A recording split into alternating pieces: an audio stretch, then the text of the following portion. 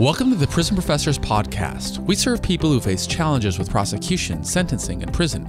My co-founders are Sean Hopwood and Justin Paperny. My name is Michael Santos. We create digital content and our team offers individual consulting services. We also assist agencies that want to improve outcomes. To learn how we can help you, text the word PrisonPro to 44222.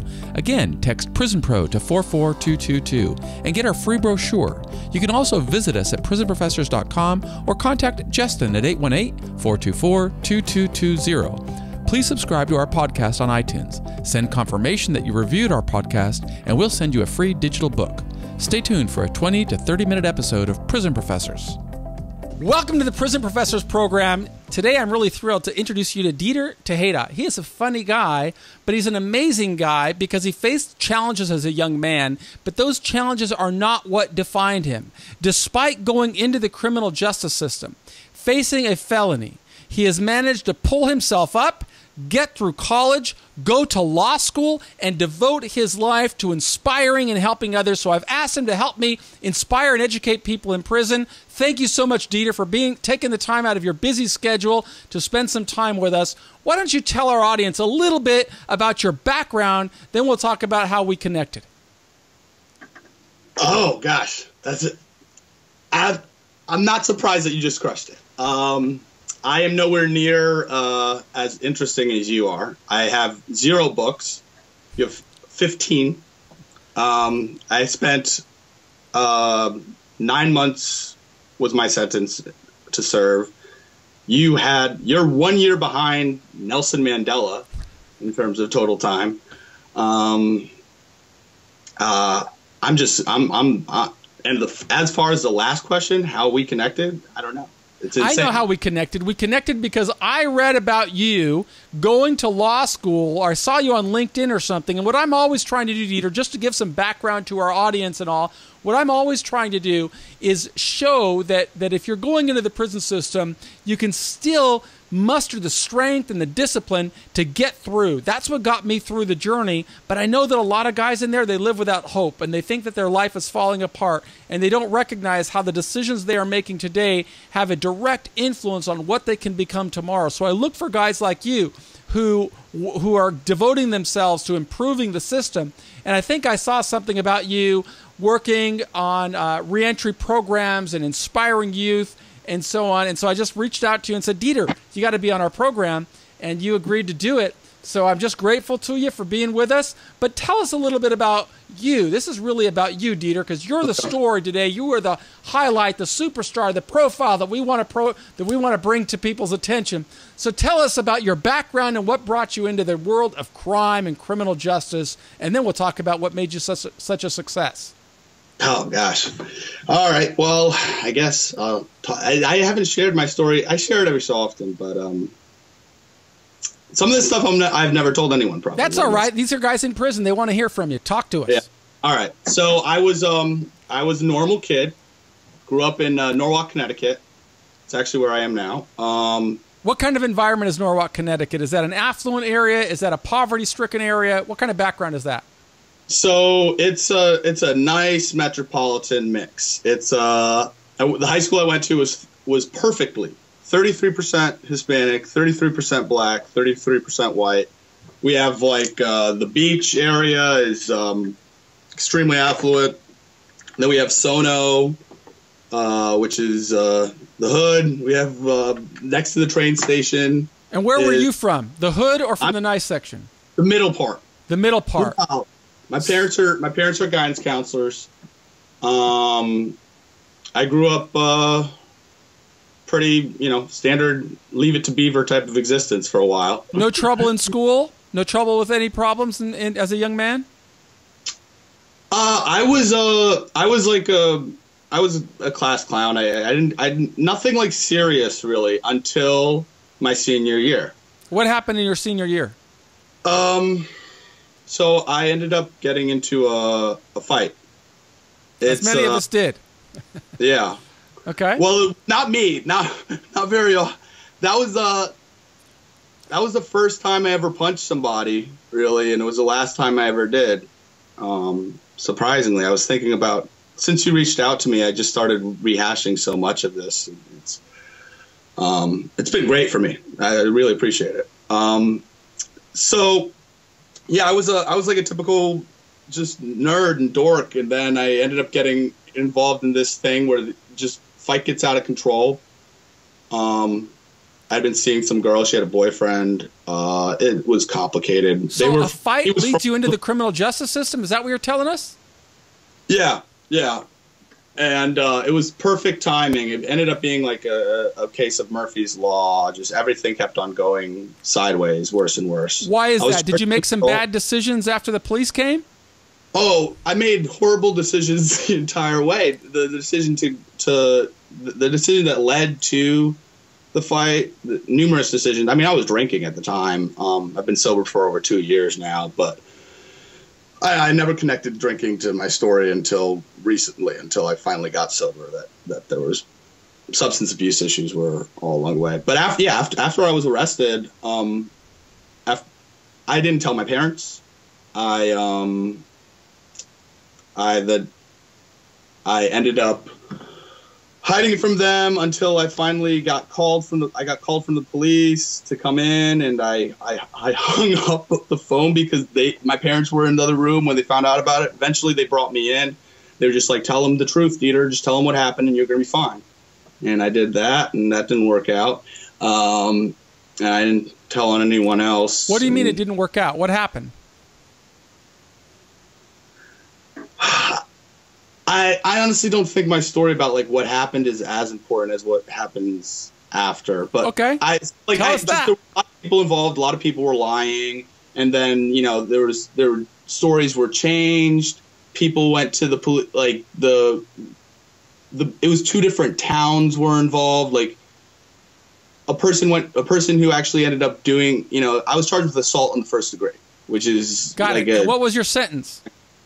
I ended up getting 5 years, suspended after 9 months to serve, 16 months house arrest, 5 years probation. So did you go into confinement for 9 months? I ended up getting out. Once I got in, I wrote a letter to the warden when I got to the kids' prison, because I was in the adult jail. And then I get to the kids' prison. I end up writing a letter to the warden. I wrote it for me, and then I wrote one for my co-defendant, just trying to. I said that I wanted to go to law school, and I wanted to change my life, and he granted it. Hold on. That's all you got to do? A lot of guys will be very happy to hear that. You just write a letter to the warden so you want to go to law school, and they let you out? I don't know. I just, at some point, so like, here's the thing. Before I went in, people are going to say it sure is great to be white. It's that easy. It is that easy. All you have to do is write a letter. That's all you need. All you need. So just one letter and just tell them what you want to do. Hold on. I mean, it wasn't that simple. I was like a terrified kid before I went in there. I had no idea what I was doing. I thought my life was over. When I was sentenced, the judge told me. He confirmed my fears. Like the worst part of the whole experience, honestly, was the waiting beforehand. Yes. Was I ended up getting arrested my senior year. I didn't go in until after my first year of college. That first year of college was the darkest year of my life. Because this was hanging over your head. Yeah. So I thought I was going to get 10 years. I thought I was sure I was going to, my plans, like, so you know how you looked into like right away, like, what am I going to do when I get in there? How am I going to make myself better? And then you planned, this is an epic plan. Like, I'm just finding out about you, and you planned everything. I didn't have any plan. I thought I was just going to die. Or like when I got out, I was like, maybe I'll become a drug dealer. I don't know. I had a Scarface poster on my wall when I was at UConn my freshman year. I didn't know what I was doing. So you go into the system, you decide that you want to change your life. Can you kind of summarize what that letter sounded like to the warden? I can tell you the letters that I wrote. They said something like this: I made some really bad decisions. I wish that I didn't make those kinds of decisions. But I can't undo the past. All I can start doing is start preparing for the future. And what I really want to do is educate myself and reconcile with society, and someday come back home and be able to put on a suit and tie, and nobody will ever know that I served a day in prison, because I want to be a good person and a good citizen. I want to make money. I want to pay taxes. I want to have a family. And then every decision I made took me along those lines. That's what worked for me. That's what I try and share with other people who are in prison, is to try and be authentic, try and reflect on what you're going to do, what's the best possible outcome. That's what worked for me. It sounds like something similar worked for you, and I'd love for you to tell our audience a little bit more about how you were able to write this very powerful letter that persuaded a warden to let you go home. Yeah. So it was a process to get to that letter. I had to like find a purpose again. So when I went in there, I felt really bad for myself. I know I haven't explained really the story of how things went to get in there, but I felt really bad for myself. And then I got in there, and Connecticut has, very liberal state, but we do prisons quite, we're at the top of our game in terms of locking up all the poor people we have in the state and all the black people we have in the state. We were second. Last I checked, we were second in terms of like the ratio of blacks to whites in the nation. But we're probably first now. I don't know, but our governor's doing some good work. Anyways, I ended up seeing that I was lucky compared to a lot of people in there.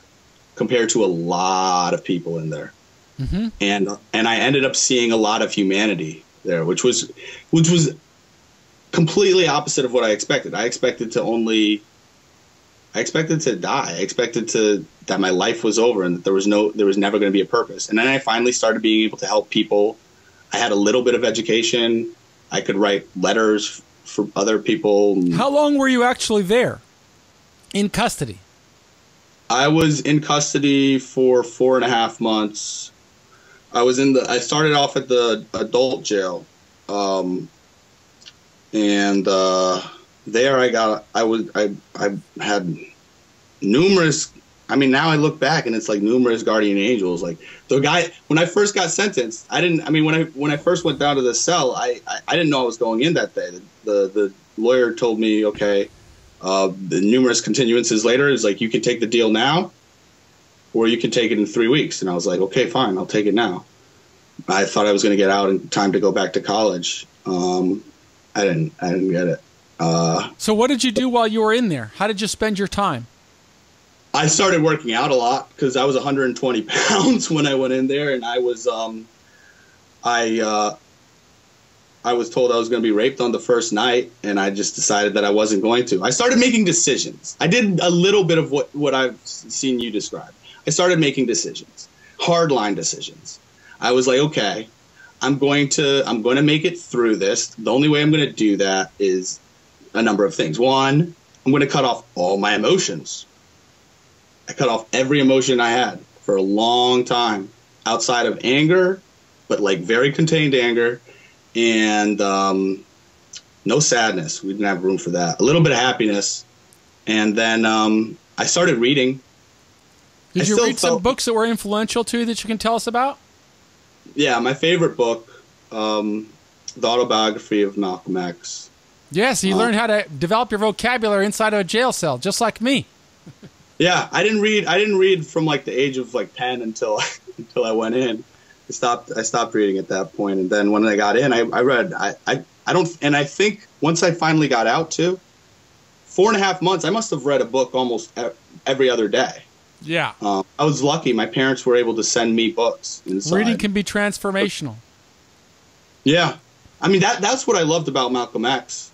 That's why it was my favorite book, because even in the book, it's written by Alex Haley. Alex Haley. Not Haley Berry. Yeah, good one. But his voice changes throughout. You can see the voice of Malcolm X change throughout, and then that transformation, that idea of changing as a person and becoming something worth it, was huge for me. Because I really thought that I was done when I went in there. So you got out, and I started doing those. Sorry. You got out after 4.5 months, and it sounds like you resumed your education. Tell us about how you were received in society after returning with a felony conviction. So I was written off in high school after that happened. I had been like an honors student. I had been a treasurer or whatever. I was suddenly a very dangerous kid after that. When I get out, I probably was more dangerous because I was on edge all the time. But luckily I had an ankle bracelet on, so I couldn't go anywhere. I tried to go back up to college. I got no because of parole at first, and then I ended up working at a flower shop. One of my neighbors gave me a job, and that was great. And then I just kept on. The one thing I got in prison was that I realized that I was going to get no's all the time. All the time. I was told no when I said that I wanted to apply for early release. They had a counselor there, and he laughed at me. He literally laughed at me. He's like, good luck. He's like, don't bother. Like, you're wasting your time. And then I wrote this letter, and I really wanted to find it because I wanted to send it to law school when I ended up applying. But I wrote something similar, probably. I just explained about how the judge told me that I was a waste, and I decided eventually that I wasn't going to be. I couldn't be because I had other people. The day that I left prison, I put on. I remember I was holding my pants up. They gave me like pants that were like 5 sizes too big. And I remember turning around and I was like, I'm never leaving here. And part of me never did. I finally found my way back to that recently. Once I got to law school, I dragged myself through I decided to go to law school. When I decided to go to law school, though, I found out what I needed to do. I was like, I need to get good grades. So when I got back to UConn, I eventually figured out how to be smart. I wasn't smart. And I ended up getting a 4.0 my last 2 years. What did you study? Was that an undergraduate school you got a 4.0? What did you get your undergraduate degree in? UConn. I got it political science. Political science. I was at the UConn program in political science, getting my PhD there when I was in prison. So then you continued with UConn after UConn and went on to law school. Tell us about how the law school was receptive to you in light of applying despite your felony conviction. So luckily I was really ignorant. I didn't know that there were any other people out there like me, or that anybody that I didn't look into. I mean, there was no plan online that said, yeah, if you're a felon, yeah, if you've been to prison, this is how you apply. So I just looked at like what the regular people did, and I was like, I have to do double. So I'm going to get 4.0s, and I'm going to do like the LSAT was like the test. And it was like, okay, you need to get if you get like a 160 something or 170, you're like good for like every school if you get like a 170. Especially because I was like, I'm half Dominican, so I thought that might help too. I don't know. But then I was like, no, I have to do better than that. So I got a 175, and which is like 99.5 percentile. So I looked up online, and it was like I can get into probably anywhere now. I didn't get into anywhere. The only school that let me in was Vanderbilt. But that's a great law school. Yeah, but it was the last school I applied to. I luck. They got so much of this was luck. It was I got a fee waiver from them, so I applied to them, and they let me in. And then Virginia let me in after, but it was like contingent on a year later.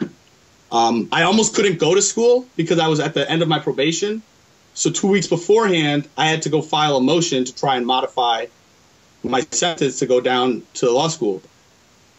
The prosecutor, it was the same prosecutor. He told me he threatened to violate me and send me back to prison when I told him what my plan was. And then I told him I wasn't going to argue the motion with him. So, but then he let me, he was like, I'll let you do your little argument. Uh-huh. So you end up going to, where's Vanderbilt? What city? Nashville. In Nashville, Tennessee. And how do you do in law school? Very poorly. Very, very poorly. I went down there. I was on fire at first when I got down there, but I had never done anything. I didn't have any mentors. I never found anybody else. I was just doing this all on like anger and like self-will and like, I'm going to prove to you guys that I'm something or that I'm worth something and maybe I'll be able to do something for other people. But like, it was mainly about me. I get down there. I'm an alcoholic, undiagnosed. I end up not going to any of my classes the first year. That's an interesting approach to law school. Yeah, it doesn't work out. Like the grade, you don't get the good grades, you know, but like I drank a lot. I ended up deciding that, my second semester, I was like, I'm not going to sleep before any of my tests because I was having such bad anxiety that I knew that if I went to sleep, I won't wake up in time. So, but you did end up graduating. I did somehow. I ended up graduating after I finally got sober my second year. And there's one thing that I need to say just because I'm so grateful to him. Before I found out about you, before I found out about that there's so many people out there, so many people that have gone through what I've gone through or much more, so many people that have like overcome the obstacles, and they are significant, the obstacles that you have after you're arrested. The first one I found out about was his name's Reginald Dwayne Betts. I know Reggie Betts. Yale, right?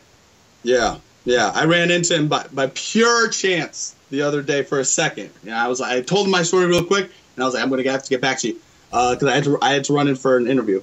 But I'm going to Yale Law actually 10 days to do this conference with Tara. Yeah. Uh-huh. Yeah. I'm excited I think Sean's going to be there as well. Is he? Yeah. Okay, cool. Yeah. Yeah, that's a program that is going to help formerly incarcerated people get into the legal profession. Is that right? Yeah. I mean, I stumbled into this through a friend at law school. Like, that's the great thing is like I didn't do that well at law school, except that I made a bunch of great friends. And I finally had a couple of people that I thought that I started trusting people. And it's a hard thing after jail to do that. And what type of law do you want to practice after you pass the bar? Criminal justice. Criminal law. I want to do. Yeah, I'm not sure. See, like I thought I wanted to be a public defender all along when I went to law school, and I'd like that. I think I'd be all right at it. My trial ad professor, I don't know if he knows this, but I never prepped any of my stuff. He said he was like, you were the most talented student I had. I was like, I don't know. Well, we'll see though. I might not pass the bar. They might not let me in. Who knows? Well, that's not the attitude has got to be, I've overcome struggle. I'm going to continue to overcome struggle. I'm going to persuade the enormous value that I can bring to society. And when you go in with that mindset, that's when you start to move the needle and make things change. And that's what I'm hoping that you are going to do, is really prove worthy of all the gifts that you have been given to overcome struggle. And when you do that, you're going to inspire tens of thousands and millions of people to recognize that regardless of what bad decisions or challenges they faced in the past, they can push forward. I know that you're doing some work in the justice profession right now. Tell us a little bit about that. Yeah, so that's the plan. All right, I had a job down in Florida right after I graduated, and couldn't get it because I found out that the Florida bar wasn't going to let me in. So I ended up going home. I felt a little boohoo for a bit, and then I decided I need to start doing stuff for other people. And luckily I found out that AA, that's how I've stayed sober. That they had a corrections committee. They wanted to start bringing meetings into the prison that I had been locked up in as a kid. So I ended up going there, and I've been doing that for since August. I've been going into and it's trippy, man. Like this is like the building that I had been in 10 years ago is torn down, new building. But it's still the same. It's like walk down memory lane, every time you go in there. And that's what I try and tell the guys. It doesn't matter how far down you've gone, So you go into the prisons. Are you saying you go into the prisons now to mentor and help people who are living in struggle? Yeah. That's really inspiring. That's what I love to do. I also am doing mentoring. I mentored when I got out of jail too. At my old high school, I did have. So I say things like I didn't have mentors. I had a guidance counselor who wrote me when I was in jail. He's an incredible guy. He was one of the only people that didn't give up on me, and he let me go into the school and talk to the kids that were at summer school, at-risk youth. So now I'm doing that again with Family Reentry, which is a reentry program in Connecticut. Oh, with Jeff Grant? Yeah, I haven't met Jeff yet, but I'm going to reach out to him shortly after this show. I have a couple other ideas of things that I think I could help him with. Good. We have Jeff Grant on an earlier podcast of this episode of this program. And what is your plan, say, 10 years from now? You're only 27 years old, is that right? Yeah. So we know where you were 10 years ago. You were just getting out of high school before you had any problems with the criminal justice system. Your life has gone through some struggles and some victories. Where do you see yourself 10 years from now?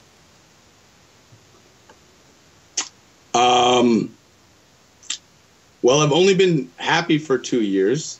I'm going to continue to try and be happy, and I'm going to continue to try and do as much good as possible. Like when I say things like they might not let me into the bar, like if I want something now, when I say I need to do something, I need to do it. Where I see myself in 10 years is maybe somebody as cool as you. That would be awesome. You know, it seems like life is not that complicated, you know. Once I get out of my own way, once I stop like making excuses, which is honestly, it's a relatively new thing for me, where it's like there's no excuse. I almost died a couple months ago in Thailand. I jumped in front of a bus because one of my buddies got ran over, and it put things in perspective. Reginald Dwayne Betts, he put it really well in this interview I saw him give, and it's like you're playing with house money, and that's what I feel like I'm doing now. You know, so I'm just. When I say I don't know exactly, I have a couple plans. One thing I'd love to do is try and bring, I'm working on this fellowship idea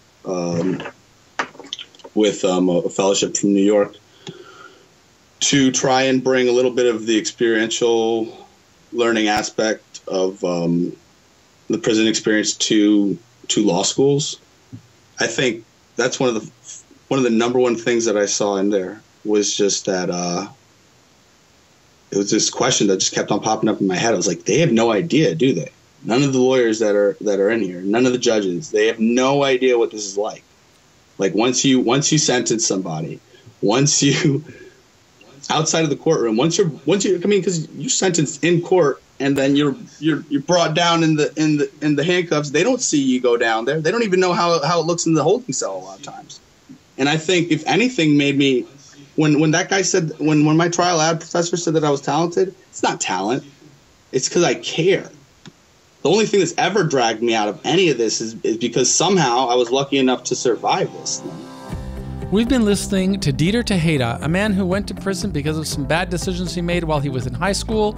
He got a felony, but that did not stop him from becoming a successful man. He is now a college graduate, a law school graduate, and contributing to society by helping others in prison prepare themselves for success. We had some technical difficulties at the end when I asked Dieter what an individual should do while they're inside, and he basically said, keep your head up, don't stop asking for help, and recognize that you are not alone. We thank you for listening to the Prison Professors program. I am Michael Santos, and on behalf of my two partners, Sean Hopwood and Justin Paperny, we invite you to visit our website at prisonprofessors.com. If you'd like more information on how we can help you, please text the word Prison Pro to 44222. That's text Prison Pro to 44222 so that you can get some information on the various ways that we strive to help. Tell your story by simply reaching out to prisonprofessors.com/podcast, sign up for an episode so we can profile you if you've got a message about overcoming struggle, about facing the criminal justice system, and coming back successfully. We'll be back tomorrow with another inspiring episode. Thank you.